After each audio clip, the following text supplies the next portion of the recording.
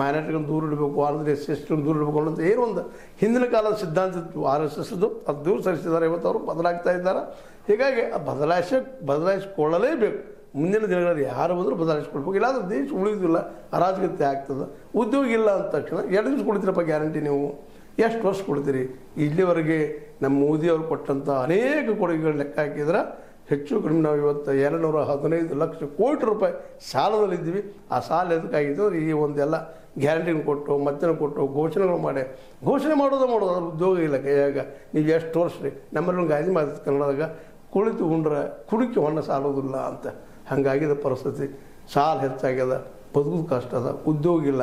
ನಾಳೆ ಇನ್ನೊಂದು ಈ ನಮ್ಮ ನೆರೆಯ ರಾಷ್ಟ್ರಗಳಾದಂಗೆ ಆಗಬಾರ್ದಲ್ಲ, ಅಜ್ಜಂಜೀಗ ಇದನ್ನೆಲ್ಲರೂ ಚಿಂತನೆ ಮಾಡ್ತಾ ಇದ್ದಾರೆ. ಆ ದಿಶೆಯಲ್ಲೇ ಇವತ್ತು ಮೋಹನ್ ಭಾಗವತರು RSS ಏನು ಒಂದು ಕಾಲಕ್ಕೆ ಗಾಂಧಿ ಮತ್ತು ಅಂಬೇಡ್ಕರ್ ವಿರೋಧ ಮಾಡ್ತಾಯಿತ್ತು, ಇವತ್ತು ಅವರಿಬ್ಬರನ್ನು ಒಳಗೊಂಡಂಥ ಒಂದು ವ್ಯವಸ್ಥೆ ನಾವು ರೆಡಿಪ ಅನ್ನುವಂಥ ಮಾತಾಡೋದು. ಅಧಿಕಾರ ಆಶಕ್ಕೆ ಮಾಡಲಿ ಎದಕ್ಕೂ ಮಾಡಲಿ ಅನಿವಾರ್ಯದ ಮಾಡಲಿಕ್ಕೆ, ಇಲ್ಲಾಂದ್ರೆ ದೇಶ ಅರಾಜಕತೆಗೆ ಹೋಗೋದ್ರಲ್ಲಿ 2 ಮಾತಿಲ್ಲ. ಮತ್ತು ಕ್ರಾಂತಿ ಅಂತ ಏನು ವಿರೋಧ ಮಾಡ್ತಾ ಇದ್ದಾರೆ, ಆ ಕ್ರಾಂತಿಗೆ ಹಾದಿ ಆಗಿಬಿಡ್ತದೆ. ಯಾಕಂದ್ರೆ ಹಸದ ಹೊಟ್ಟೆಗೆ ಏನಾದರೂ ಮಾಡಿಸ್ತದೆ.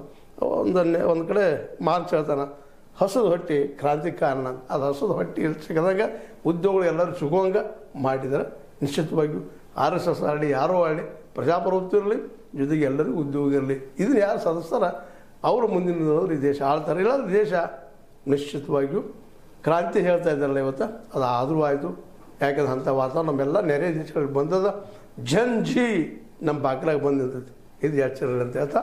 ಆದರೂ ಮೋಹನ್ ಭಾಗವತರು ಇವತ್ತು ಅದನ್ನು ರೆಫರ್ ಮಾಡಿದ್ದು ಆ ದಿಶೆಯಲ್ಲಿ ಭಾಳ ಒಳ್ಳೆಯದು. ಬದಲಾಗೋ ಜೊತೆಗೆ ಅಂಬೇಡ್ಕರ್ ಮತ್ತು ಗಾಂಧಿ ಜಂಟಿಯಾಗಿ ನಮ್ಮ ದೇಶವನ್ನು ನಡೆಸ್ಕೊಂಡು ಹೋಗ್ರಿ ಅಂತ ಹೇಳ್ತಾ, ಇದು ನಿಮ್ಮ ಲೈಕ್ ಆಗಿರ್ಬೋದು. ಲೈಕ್ ಮಾಡಿ, ಶೇರ್ ಮಾಡಿ, ಕಮೆಂಟ್ ಮಾಡಿ, ಜೊತೆಗೆ ಸಬ್ಸ್ಕ್ರೈಬ್ ಆಗೋದು ನಿಲ್ಲಿಸ್ಬೇಡ್ರಿ. H16 ನ್ಯೂಸ್ ಅರ್ಥ ಸತ್ಯದ ಕೈಗಿರಲಿ. ವಂದನೆಗಳು.